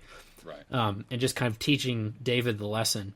And so David immediately repents in sackcloth and ashes. He knows he should die. God takes that child that he would have had with Bathsheba and allows it to die. And David, the entire time, is trying to die in its place. He's like, don't let the child die for my own sin. It's kind of one of the most emotional parts of the entire Bible. Right. But in this part, like, God is just the episode of the plant with Jonah is like, okay, there was nothing there. He's just sitting there watching the city. He's kind of falling asleep. A plant grows up. It has a ton of shade. Literally grew up in a night. Kind of how you know it's a miracle. If you've ever tried being a gardener, that's impossible. And it's covering him with shade. The sun comes up, burns down the plant. There's no more shade. And the sun is beating down on Jonah. And he still wants to die. It's clearly more than being angry about the plant. He's actually just angry because he's angry. He's angry. He's still angry about the previous episode. He's not really so much angry about the plant. But God says to him, this is verse 8. So when the sun rose, God appointed a scorching east wind, and the sun beat down on the head of Jonah so that he was faint. And he asked that he might die, and said, it is better for me to die than to live. But God said to Jonah, do you do well to be angry for the plant? And he said, yes, I do well to be angry enough to die. And the Lord said, you pitied the plant for which you did not labor, nor did you make it grow, which came into being in a night and perished in a night. And should I not pity Nineveh, that great city, in which there are more than 120,000 persons who do not know their right hand from their left, and also much cattle? So this last part is kind of, these last 3-4 verses are kind of the most important part. So God's like, you did nothing, like Nineveh would have existed without you. Like it would have been torn down or saved without you. Like you were not the instrument by which, this is kind of my interpretation. You are not the instrument by which Nineveh will be saved or condemned. It's almost like a sort of prideful thing on Jonah's part. Like, oh, I can just run away and then God won't save Nineveh. First of all, God's not going to let you run away. But even if he did, couldn't he have brought like salvation from Nineveh from a different place? Mm-hmm. It's actually a mercy that Jonah is even allowed to survive in the first place. Like maybe he should have just died in the belly of the whale or drowned in the ocean. But he didn't, because God wanted to use him for a greater purpose. So like Jonah contributed nothing to Nineveh. He contributed nothing to the story of Nineveh's, previous, bad relations or whatever with Israel. And he has nothing, there's nothing for him to stand on. There's no grounds by which he can condemn Nineveh beyond their unrighteousness. But God says, I know about their unrighteousness. Now go tell them about it, because they don't know the right hand from their left. Tell them to repent, and they will. And Jonah is like kind of spiteful, and it's kind of interesting if you go back to the beginning. He says, I know that you're a gracious God and merciful, slow to anger and abounding in steadfast love, and relenting from disaster. So like he knows these things about God's character, and they're things that are clearly lacking in his own character. He's not a forgiving person. If we can divine that out from, a few thousand words of text. But yeah. No, I really like the point where you said, that Jonah is not responsible for Nineveh either being destroyed or being saved. And that it's a kind of a prideful claim to imagine that like you are doing the saving or you are doing the destruction. So, I thought that was a great point. And I guess to add to that, so then to connect this like to earlier in Jonah, so the sailors bestowed a kind of mercy on Jonah because he puts them in danger through getting on their vessel when his God is angry with him, or when God is angry with him, rather. And so they show him mercy by trying to get him to land anyway. It's futile, and so then he gets like thrown off the boat. But here then, it's like Jonah, just like he thinks like, okay, these people are wicked, therefore they deserve punishment. They like deserve justice. And God's like, sorry, I'm not sorry, but they're getting mercy instead. And it seems like there's some way in which Jonah doesn't realize that he's been like this like recipient of mercy even now, like you had pointed out, like the whale could have eaten him, and that wouldn't have necessarily been, that would not have been incompatible with justice or what he deserves in light of like turning away from God in such a brutal and hasty way. And so it's like he just wants only to have justice. And there's like some part of him then that's maybe angry that God is forgiving on one hand, even though he's like the recipient of that forgiveness.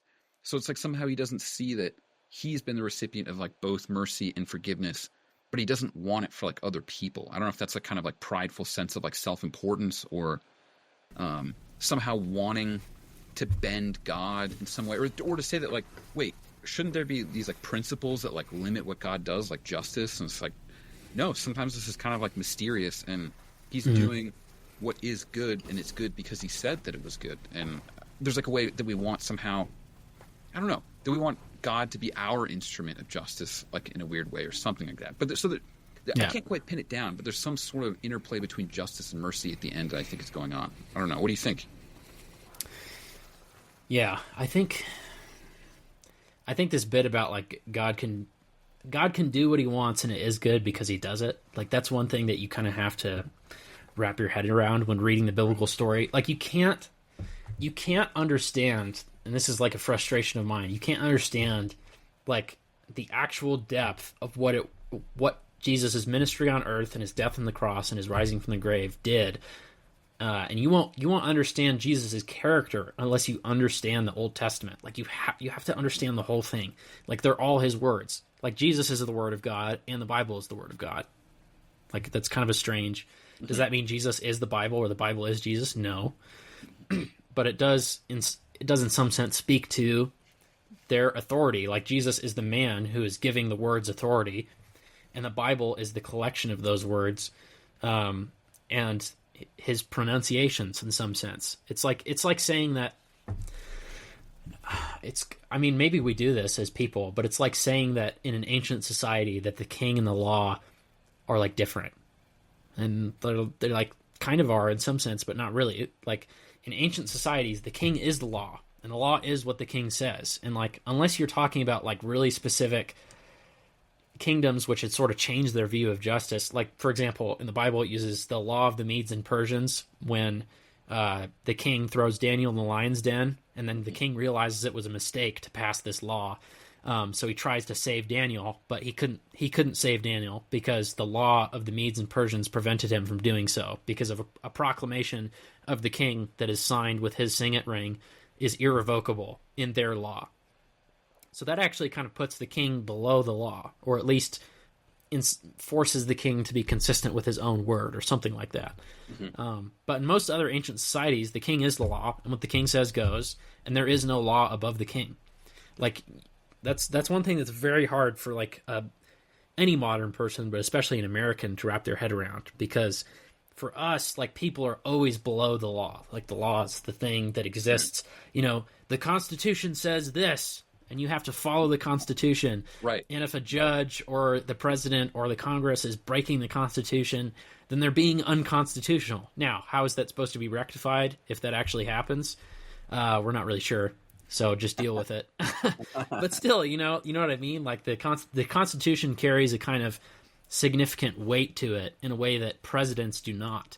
Right. And perhaps they should. And that's partially us, and that's partially an outgrowth of Anglo-Saxon culture, because it's where we get it from. Mm-hmm. But if you go all the way back to ancient societies, it's like, no, the king is the law, and the law is the king. And, the king can die, and the law can remain. And maybe the king's son can say something different. And the only way in which you can exalt the law over the king is by saying, okay, this new king, he's kind of going against the laws that were set by our prior king, who was a good king and did good things for us. And maybe you could say, in that sense, maybe the law is above the king. But with us, we have a perfect high priest and a perfect king, and we have a perfect word. Jesus says, like, not a jot or tittle, not a single swipe or character of the law will pass away. Mm-hmm. Even though he's coming to fulfill it, he's giving us a new covenant. Like, his words will not pass away. Heaven and earth will pass away, but my words will not pass away. That's what the Bible is. And so, anyway, that was just a reflection I had on authority because of what you brought up earlier. But yeah, no, I think that's really helpful, because it seems like we want. I think this is the case for like most human beings in a way. Like this is a kind of implicit concern that we have, is that like we want the cosmos, or at least the most important parts of it, to be intelligible or knowable. But like if that was so, we wouldn't need faith. And I'm not saying that you can't know anything or something along those lines, but that occasionally like God makes these mysterious commands, which at least on the face of it, we can't wrap our heads around. That we can't quite like articulate the goodness of the request, other than that it came from like somebody who's perfect, who's kind of putting a great demand on us to say that like, you just have to have faith in me that this is a good thing. And that's the only measure right now. It's just like, you have faith in me. You don't know why this is good. And you might try to do it through like merely human means, like Abraham, trying to conceive a child with like Hagar or something like that. Like, oh, well, like based on human reason alone, what you've asked is impossible. Therefore, I'm going to do what I know works, as opposed to saying anything is possible with God. Therefore, if he tells me to do it, I just do it, like regardless of how impossible it seems. To bring this like city of 120,000 human beings who are all wicked, to like make them repent, seems impossible. To like go to New York, if God called on us to go to New York City tomorrow and say, New York City, you have 40 days, please repent. Like it seems to me laughable, like, that would be possible. But if that's what you're called upon to do, then you have to do it, regardless of how ridiculous it seems. That's an interesting point, because Jonah doesn't say in the beginning, oh, how could you ask me to do this, God? Like, I can't do that. It's not like what we said at the very beginning. Like, it's not like Moses, who's like, oh, I'm not the right person, I couldn't do that.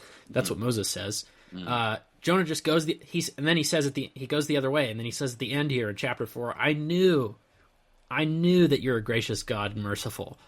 So it's like he's actually like, even though he's kind of being prideful in the way that he's expressing it, he's kind of like, well, he's kind of judging himself. Like he's like, I knew like that you would do this. In other words, he knows the character of God. He knows who God is, and he knew that God would save the city. There was no doubt in his mind that God would be able to do this.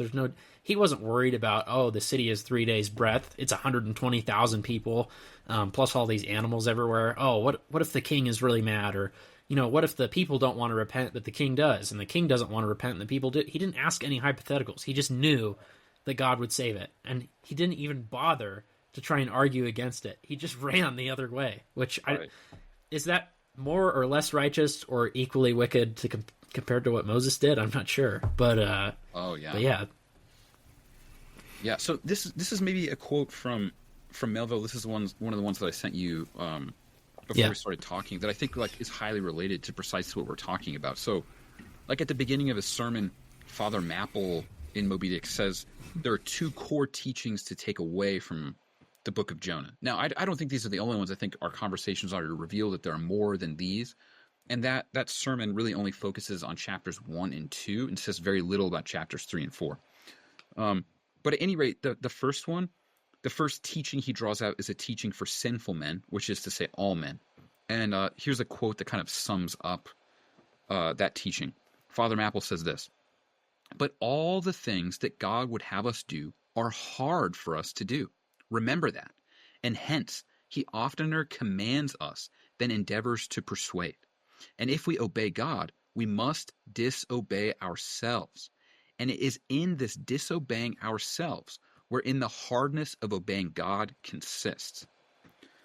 So, I don't know, there's a lot to say about that. But so, to begin with, God is not going to ask you to like make coffee in a way. Like he's not like mad at you, I think, or hope for making coffee. But when he does ask us to do things, when we hear like our conscience, like when you hear that voice inside saying like, not good, usually to do the thing that's the good thing as opposed to the not good thing is going to be much, much more difficult than doing the thing that you're sort of like sort of wanted to do at the beginning.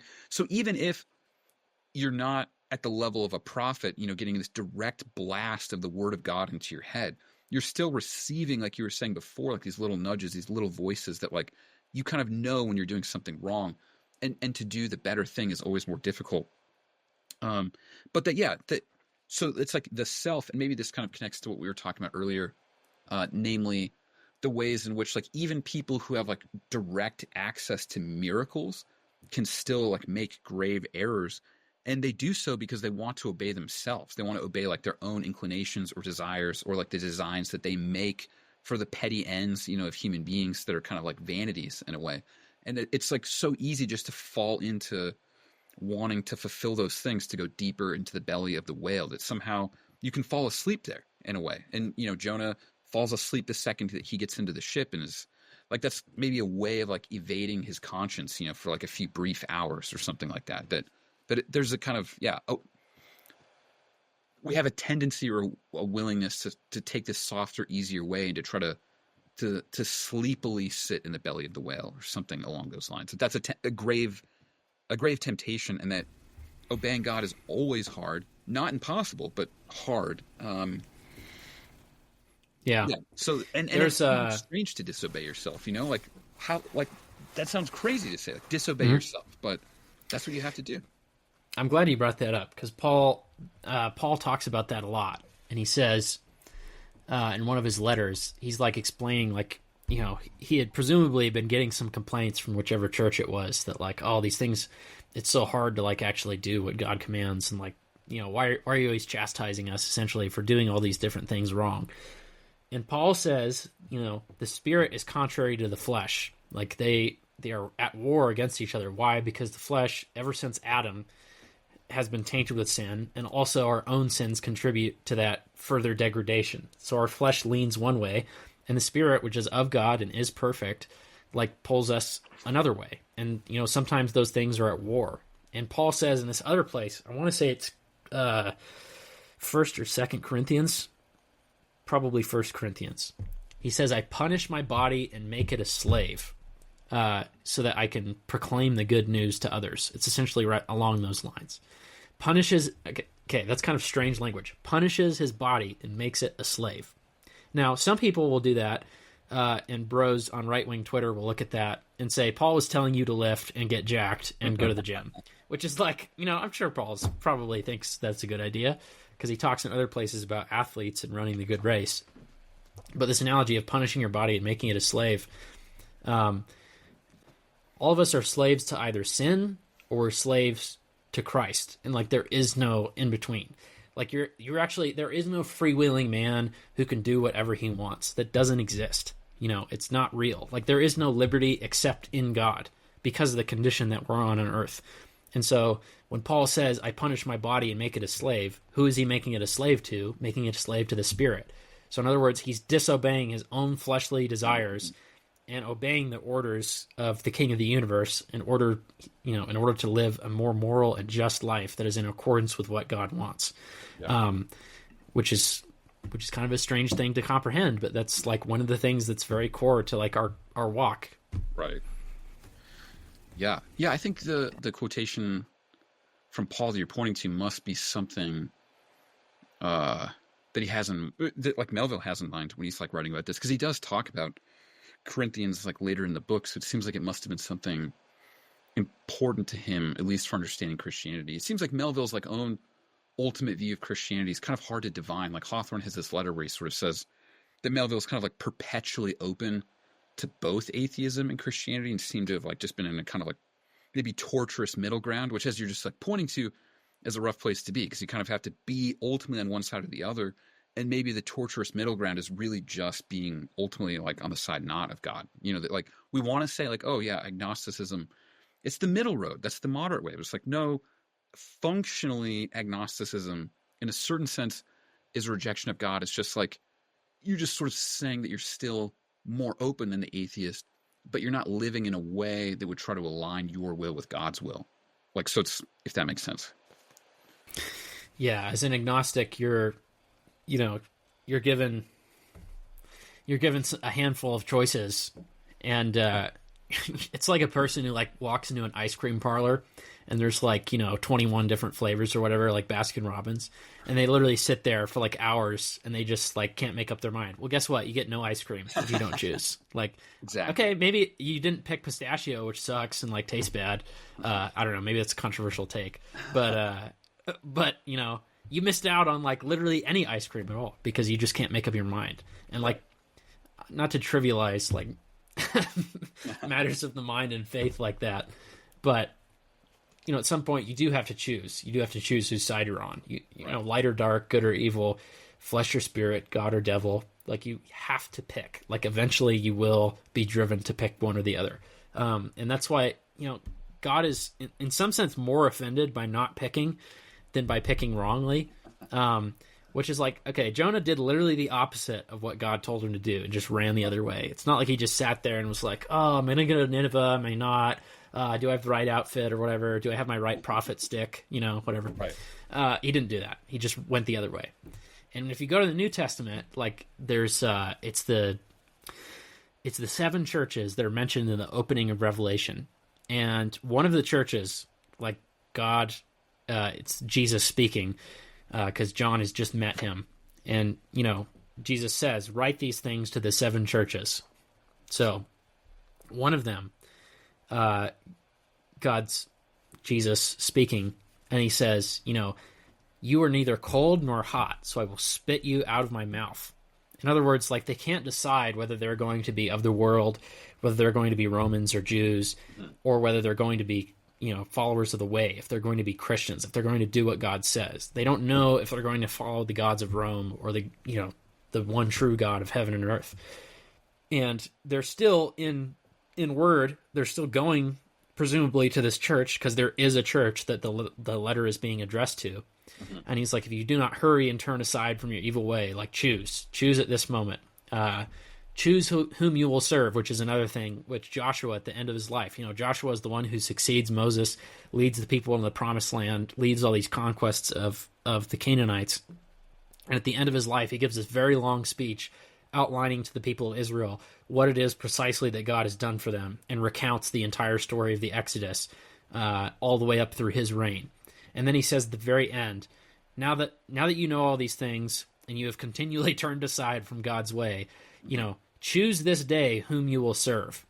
Either you will serve God or you will serve the gods of these other peoples, but you have to pick one. And like, God is continually upset with the people of Israel, as we said at the beginning, for mixing, for being idol worshipers while still trying to be worshipers of God. Like, that's what it means to be an idolater. These people, these kings of Israel who are condemned for, making sacrifices at the Asherah, or burning their kids on Moloch, like literally a statue that is heated to thousands of degrees, killing their infant babies. And yet they still try and say, oh, we follow the Lord. This is Israel. This is Israel, you pagan. Get out of here. We're the chosen people of God, as they're doing all the same things that caused God in the first place to send Israel in and destroy these pagan peoples. That's what's so offensive to God, is this moral hypocrisy where you act as superior and yet you haven't chosen which side. You're trying to serve both dark and light. There's another part in the Bible that talks about, like, the tongue. The tongue is the worst part of the human body. Why? Because out of the mouth, from the tongue, come blessings and cursings, come the deepest things of the heart. So, like, there actually is no such thing as, like, the yin and yang, like, oh, balancing the light and dark. Friggin' Star Wars, like, oh, there's a equal amount of the light force and the dark side or whatever they're fighting within you. It's not real. Like, there's just all good or all evil, and that's eventually all of us end up at that point, either completely given over to our own sins and our own wickedness, completely given over to sin, Satan, and the spirit of the age in a pit of fire for all eternity, or being made perfect, being made the most perfect version of ourselves. All of our small virtues that existed in this life are magnified thousands of times over. We dwell in the revealed presence of God for all eternity in happiness. Mm-hmm. Like, there are only 2 roads. There is no purgatory. Sorry, Roman Catholics, but please take the road less traveled. Yeah, exactly. Yeah, and that's kind of how Jesus outlines the way. He's like, there are only 2 paths. One is wide. Wide is the gate that leads to destruction, but straight and narrow is the true path to eternal life. Mm-hmm. Yeah, that's really helpful, and really important, and it really connects to the last quotation that I'd sent you, like, especially when you talked about tongues being the most evil part of a human being. So when Father Mapple, so the first thing he talks about is this teaching for sinful men, which we've just kind of gone over. And the second teaching is a teaching for priests or pilots of God or something like that, as he calls it, or for pastors. And so he says that Jonah was bidden by the Lord to sound unwelcome truths in the ears of a wicked Nineveh. And so then he says this is pretty amazing. To preach the truth to the face of falsehood. That was it. This, shipmates, this is that other lesson. And woe to the pilot of the living God who slights it. Woe to him whom this world charms from gospel duty.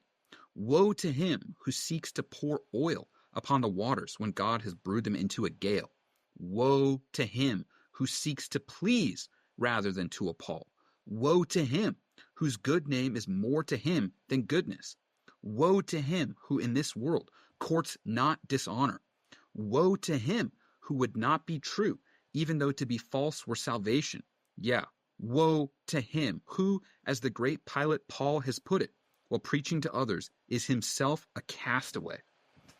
Wow, there's like so much going on here, but that like I think what you had just like pointed to might be a kind of appalling truth that's unpleasant to hear. You know, that like that there are only two roads, and that like at a certain point there's not like there are chances to get back on the correct road like in this life, but there's eventually like a stopping point at which like there's no second chances and then it's over. That's an appalling truth. Like we all really kind of like hope that there's like some kind of safety net, some kind of like second chance sort of thing, but like there are plenty of second chances, like, but eventually it's a kind of appalling truth to say that. And I think something else he says just seems so important to me, that so much of like human speech is designed to please other human beings rather than to tell the truth, because to tell the truth is so much more difficult. And when he says, woe to him whose good name is more to him than goodness, like we want to have a good reputation, but it might be the case that speaking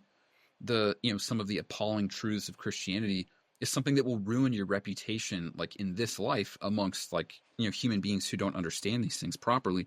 And so there's like a way in which like we're afraid to say things that make us look like villains in the eyes of others. That like sometimes when you speak the truth, it sounds like a folly or a crime, in the ears of other human beings. And it's just so difficult to do that. And so it's like we've talked about, I guess repeatedly, it's so much easier to take this like wider road. Like I like when people are nodding, when I'm talking, that's pretty nice.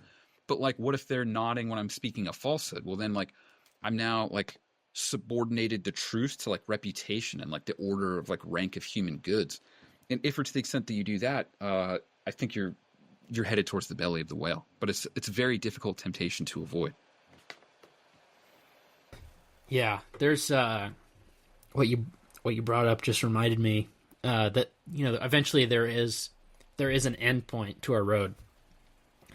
There's this story in John, and it might only be in John out of the four Gospels. I'm not sure if it's in any others.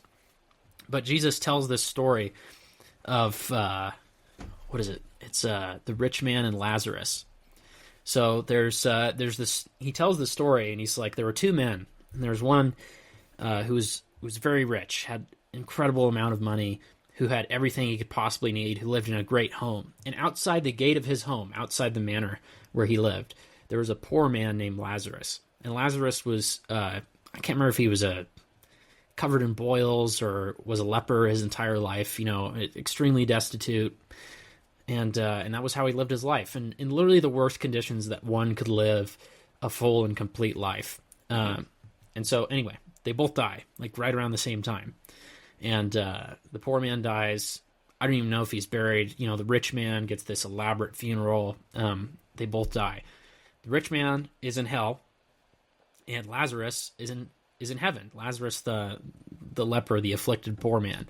And so somehow there's this, it's described as like a chasm which cannot be crossed between, this pit of eternal fire and this place in the sky where Abraham dwells. And Abraham is there. And the other thing I should note is that Lazarus and the rich man are both Jews of God's people. And so the rich man calls out across the chasm, and he says, Abraham, let Lazarus come down and dip his finger in water and put it on my tongue so that my agony I may not be in anguish anymore. Like literally just a drop of water on his tongue. And Abraham says, see this chasm? It has been laid here so that no one can ever cross. We cannot come down to you, and you cannot come down to us. And the rich man actually does accept this. Like, he doesn't panic. He doesn't say, oh, he doesn't like start screaming or whatever, presumably, unless he was already screaming. But he calls out to Abraham then, oh, go and tell all my siblings, tell all 10 of my siblings, or however many of them are alive. Go tell them that there's this place down here and they all need to be with Lazarus. I don't want any member of my family to be down here with me, which is like, I don't know, maybe kind of virtuous. Like, he doesn't want anyone else. He's not so insecure that he feels like he needs other people to suffer with him.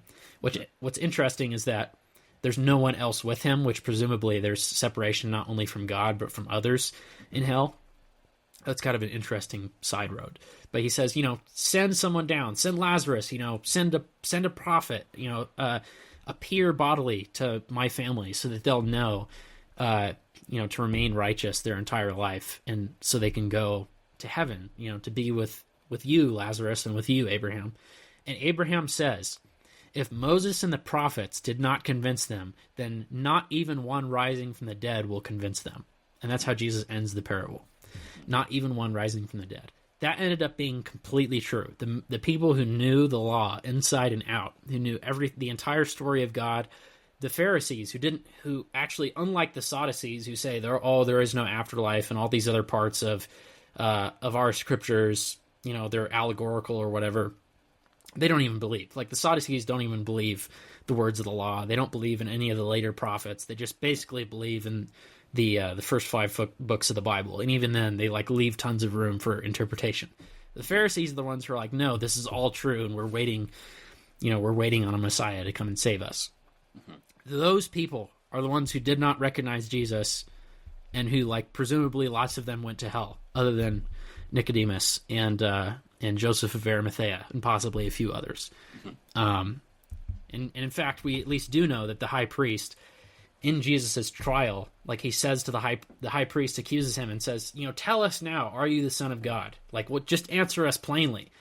And Jesus, who had been answering them plainly, the entire time, says, I have been answering you plainly, but I will tell you this, from now on until the end of your days, you will see the Son of Man coming at the right hand of God on the clouds of heaven, which is a direct reference to Daniel 7. It's a chapter in Daniel where it says there's one coming to the Ancient of Days who appears like a son of man on the clouds of heaven, which is essentially, it's God coming to God. The Hebrews in the intertestamental period would have understood that there are 2 different ways that God kind of reveals himself in his presence.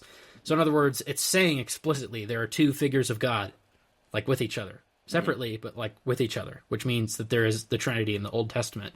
So there you go. If you ever get in an argument with your friends, you can point to that part in Daniel. But anyway, it's if they did not listen to Moses and the prophets, they will not listen to anyone. At some point, everyone is on the road, and they're on one of 2 roads, and they're going to end up at one of 2 destinations. And it's final. Abraham says to the rich man, this chasm between us cannot be crossed. We cannot go down to you. There can be no heaven coming into hell to liberate it or to save it, or to purify it, to whatever. And there can be no rebellion from hell into heaven. Hell cannot come up and rise up against the good and perfect order that heaven is. They are always forever separate. That is how everything ends. There is no reincarnation. There is no yin and yang. There is no purgatory. There is no ancestors in the sky. There is no Valhalla. There is heaven and hell. And that's the thing that's really hard to say about our religion, that we have to be able to say sometimes. It's this is what Christianity is. We have to tell a story of sin is a complete separation from God. That's how it is. And in order to rectify that sin, there has to be holiness, complete perfection, no sin at all. And the only person who has ever lived a life like that is Jesus, because he is God. And that is again, this the entire point of the biblical narrative, is that sin is something that would have doomed us forever to all be in hell, all of us. And that's another hard thing for us to accept. Maybe the animal sacrifices or whatever. But I think it's Peter who says that the blood the blood of goats and sheep is not sufficient to cover sin. It might actually be Paul who says that. But basically, these animal sacrifices could never have accomplished, like, shutting down sin forever. They were only to make people ritualistically pure so they could enter the temple, so that they could, at least for a moment, be pure before they went and sinned again. But like Christ's sacrifices once for all, once for all people, and once for all time. And that's the message. You have to be able to draw that out of the Bible. If you can't draw that out, then you don't understand it. Yeah. I think that's beautifully said. Thank you. Just kind of came out. Just to draw out, like, that there really is this, like, incredible thing at stake in our lives, but in all times and places. It's so incredibly easy, shockingly in a way, to, like, lose sight of what's at stake. Because, I don't know, yeah. Because, like, when you think about it, like, even for just a moment, when you think, like, well, like, I'll, live approximately 75 years in this world, but there's, like, eternity after that. Like, 75 years is a drop in the bucket. So, like, when you think about it from that standpoint, then not living those 75 years with a view to eternity is a kind of like insanity or madness, so then it's like there's a giant portion of mankind that's kind of mad, if or to the extent that they're, like, aware of that and aware of the stakes. There's this Hawthorne short story where he it's like about, like, kind of like the four seasons, buds and springtime, but at any rate, he ends up talking about maybe that there's a sort of, like, it might be easier if one died young, precisely because they have roots that just grow deeper and deeper into the earth and sort of, like, make them more earthy, more flesh-like or something like that, such that it might increase the temptation to cling to this life in a way and to, like, lose sight of the other one. He doesn't say it's like a necessity, but it's just kind of like a brief musing, like, on that kind of thing. But yeah, no, I think you beautifully draw out, like, the stakes of human life as such. That's, like, the fundamental human situation. Yeah, and that's the other thing about Jonah that actually comes off as, like, extremely petty. Like, I don't like this other geopolitical enemy of mine because they're, like, a threat to the interests of Israel, presumably. Or, maybe it's even, like, giving him the benefit of the doubt. Maybe it's even his indignation at their unrighteousness, at their wickedness. And he's like, God, you have to punish the wicked. God, you have to do this. And right. For him, like, of course, the whole time we've been talking, we've kind of, like, we've talked about Jonah in a way that we can understand it because Jonah's a person, and the Book of Jonah was written by people, and, like, we can see ourselves in the story very easily. But, like, Jonah completely loses sight of the whole point. We should just go back to chapter 4 really quick. And it says right there at the end, the Lord said, "You pity the plant for which you did not labor, nor did you make it grow, which came into being in a night and perished in a night. And should I not pity Nineveh, that great city, in which there are more than 120,000 persons who do not know their right hand from their left, and also much cattle?" So we've talked about other interpretations of this part. But here's the other thing. Like, who is the one who even allowed Nineveh, who built Nineveh? Well, okay, fine. You could say that the slaves that the king of Nineveh employed, like, built its foundations or whatever. No, God is the one who, like, is the author of all of history, and he's the one who rose Nineveh up and, like, brought it into the flow of history so that it could tell us a story for all time, for thousands of years, and be immortalized in his word, but also so that it could act within history as a force for evil and for good on the people of Israel. And all people are like that. All people are raised up for some kind of purpose. And all, like, even talking nationally, like, individuals are not the only spiritual unit which exists. God raises up nations. Like, there's a table of nations in the Old Testament. Here are the 70 nations post-Babel that come to exist. And, like, these are the 70 nations that are appointed by God. 70 nations or races or whatever translation you use. Like, these people were raised up by God for a specific purpose. And, like, God will occasionally he'll even tell the pagan world, people who do not have a full understanding of who he is. Like, he says to Nebuchadnezzar, "You are my right hand, you are my strong sword, by which I will break the nations of the earth." And, like, if you're Nebuchadnezzar, you're like, sweet gig, man. This God of these other people is telling me that I'm going to conquer everything. Right. That's pretty sweet. And eventually, like, it comes to a point where Nebuchadnezzar exalts himself, and God makes him lose his mind and turned into an animal for a few years so that he can learn his place. Like, you were just the tool. You were not the one who, like, accomplishes the work. And eventually, at the end of his days, Nebuchadnezzar regains his kingdom and, like, praises God at the end of it. And, it's his son or his grandson who the kingdom is taken from. So it's after he's already departed this mortal coil. But, like, that's the point. Like, God acts in history. Like, we're tools, we're pieces on a chessboard which are moved around for specific purposes and at specific times to accomplish specific goals. Like, we're not in charge, in other words, ever. Right. Yeah, so I think maybe that's partial, and I know that there's like different ways to understand human reason, but I wonder, and maybe it's especially a modern temptation more than it is an ancient temptation in a certain sense, but they might not be entirely unlinked from each other, but that there's like some sort of like hope, well, especially from the modern view of reason, to like bring the world like under our dominion in a different kind of way, like that it's like a lot different than, well, I don't want to like point back to Genesis again, because again, like you were saying, it's just like a whole book or season of like podcasts, to like actually talk about what's going on there. But that it seems to me that like there's some way in which like you have to be willing to like let go in a sense, like in this like story, like the author's name is like lost to us, but like in Sir Gawain and the Green Knight, like there's this like Green Knight who comes in and he's like, all right, whoever, like you can like take one free blow, you can cut off my head, but if I survive, then like I get to cut your head off in a year. And so, Gawain cuts his head off, head goes down, and then it turns out, there's like this magical spell, and he's like, all right, I'll see you, see you in a year.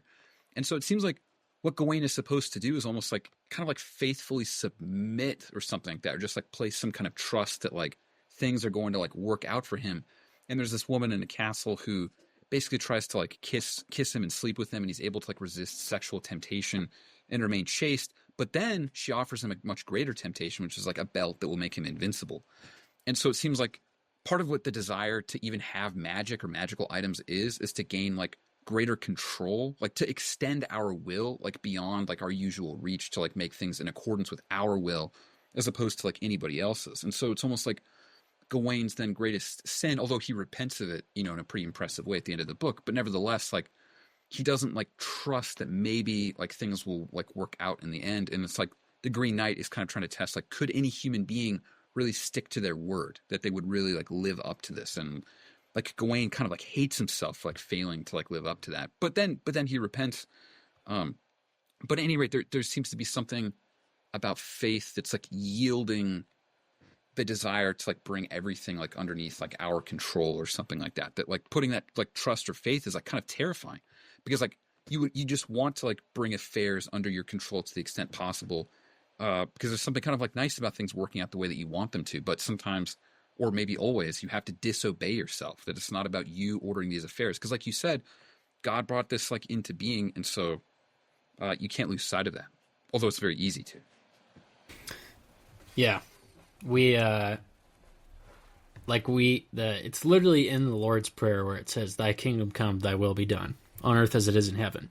Does that mean if we don't pray that prayer that God like won't accomplish those goals? No, he's not a genie. You don't rub the lamp and he comes out and, okay, here are your 3 wishes. You give me some commands and I'll do them. That's not how it works. Like, we're by praying that prayer, we're assenting, we're submitting to God's will. That's what we're doing. We're placing ourselves below it. And like that is the hardest thing to do as a Christian, is to say, you know what, God, my plan sucked. I screwed it up. Like, my will is probably not the most important or even domineering will there is on the planet, and I really need you to take over, and I need your will to be done, not mine. And sometimes it's easy to do, which is a weird thing to say, but sometimes it's easy to do because you end up in a screwed up situation that you put yourself in. What's hard to do is when things are going right, when your plan is being accomplished and God gives you a detour that you didn't plan for, that you didn't want, that's when it's the hardest to assent to his will instead of yours. Which, Jonah, that's kind of what the Book of Jonah is about. Right. Yeah, I think that's as good a note as any to end on. We've gone for about 2 hours. I neglected to do this in the beginning. I usually do this. Maybe I'll just copy this section of your voice or something and put it back in the beginning. But is like, where's the best place for people to find you on the internet? Do you want to, like, any recent work that you've had? I can obviously link to it. Anything you want to showcase? Like Montana Classical College is a school devoted to like the restoration of noble deeds, the study of nature, and to nationalism, kind of like broadly understood. Where mostly I just want to like read books with friends and people that I love, and try to like learn what's true to the extent that my nature like allows this to come to pass. And I'm going to start a series of spaces starting tomorrow evening. I guess this is Sunday, April 7th. I forgot what the date is. Anyway, it's like that Sunday that's closest to the 7th. But I'm going to do with William Wheelwright. He's going to read the Dryden translation of Virgil's Aeneid out loud, and then I'll kind of like offer kind of like a short interpretation afterwards, and then we'll discuss. So that's pretty cool. Mrs. MCC and I know it sounds like maybe strange to say on a podcast like this, but I do think that like understanding Nietzsche's thought like is kind of like helpful for like understanding this like antipode to like Christianity. And so she and I are doing spaces like kind of like every other Saturday is how it's sort of like worked out. But we're doing those on Twitter, and then there's like a Q&A afterwards. So it's like kind of nice to go to the live space. But if you can't make it to that, I'm putting all of the discussion portion where we kind of like read aphorisms out loud and discuss them kind of point by point. That part of it is on my Substack. So Montana Classical College on Substack and on Twitter. Yeah. And those are very good. I've listened to probably 2 or 3 of those with you and the missus, and they've gone very well. And like they're interesting lessons to draw out from them. Like I think lots of his aphorisms are like completely compatible with Christian worldview, and like actually like might even call us to be Christian in a better way. And there are others where I'm like, okay, pump the brakes a little bit. But it's good. It's good to explore all of them and see where it goes. And those are highly recommended. And Wheelwright too is he needs to post again. Like I haven't seen him posting in forever. He needs to go back to posting. Right. But yeah, those will be excellent, and those are highly recommended to the audience. So I will have those links in the description for everyone to find. As a reminder, I wrote that piece for I Am 1776, Tariff Men. I did like an audio read over on the Cast Your Nets Substack, so people can find that there. Expect after this episode comes out, I'm writing currently probably like a third to halfway done with a review of Jack F. Matlock's book, Autopsy on an Empire, which is about the final days of the Soviet Union. He was the ambassador to the Soviet Union. He was the U.S. ambassador to Moscow from 1987 to 91, and he was one of the only people in the 1990s who said it would be a mistake for NATO to expand. So he's sort of an interesting figure in history, if not, a minor one, but he was just kind of there as everything played out, going all the way from why the Soviets picked Gorbachev over other contenders after a couple years of, senile Brezhnev and these other minor people who didn't accomplish their job, and why it wasn't the head of the KGB, and why the USSR collapsed the way it did. And there have been many, many interesting things from that book. It's one of the better ones I've read. So excited to get that article out. I won't talk anymore. Brian, it was a pleasure to have you on, man. Yeah, Thank you sure for coming was. on. This is awesome. Yeah, I love that this podcast exists. It seemed like there was a void of like, wait, there's like all these like smart right-wing guys and Christians, and there's like not a podcast interpreting the Bible. So I'm grateful that you allowed me to make a very modest contribution to it, and I look forward to listening to the much less modest contributions, but not therefore prideful of others. Yeah, there have been some very, very good guests so far, and I've been very pleased with it so far, and I've gotten lots of good comments on it, and people saying it's been spiritually good thing for them. It's helped their own spiritual development, and that's like the thing that I like to hear the most, more than anything. So I think you did a really good job today, and like there were some things drawn out of the text that I haven't really drawn out before. So this was great. Yeah, it was. Yeah, I learned a lot, so I appreciate it. Yeah, and for everyone listening, this has been episode 5 of Cast Your Nets. We'll see you guys next time.